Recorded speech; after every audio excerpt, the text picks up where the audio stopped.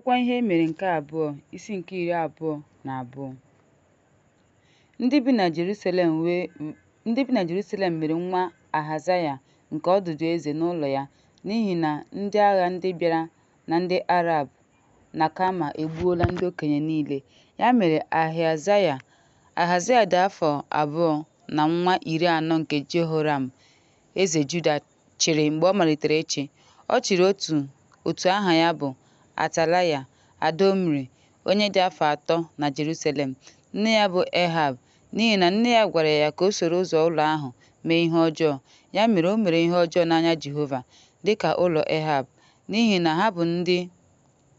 ha bụ ndị ndụmọdụ ya mgbe nna ya nwụsịrị maka mbibi ya. O soro ndụmọdụ ha wee soro Jehoram nwa Ehab, eze Izrel gaa agha megide ya. Ya onwe ya bụ Hazad na Gilram emeriri, o wee laghachi ka ọ gwọọ ya na Izrel.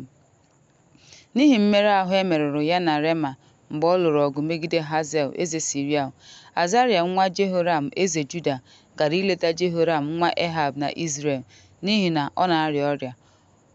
Ọrụ Chineke mere ka mbibi ahụ dakwasị Jehoram n'ihi na mgbe ọ gara Loram, n'ihi na mgbe ya na Jehoram gara imegide Jehu nwa Nimshi, onye Jehova tere mmanụ ibibi ụlọ Ehab.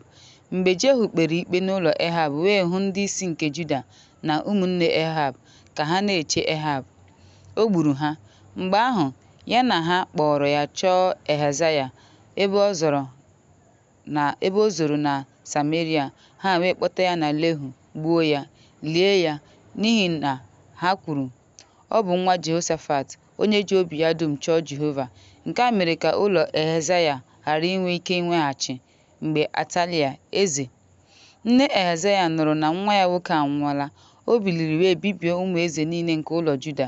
Ma Jehoshabet adaeze were nwa Ahazaya tinye ya n'etiti ụmụ eze ndị a ga-egbu, tinyekwa ya na nwa ya nwaanyị n'ime ụlọ ndina.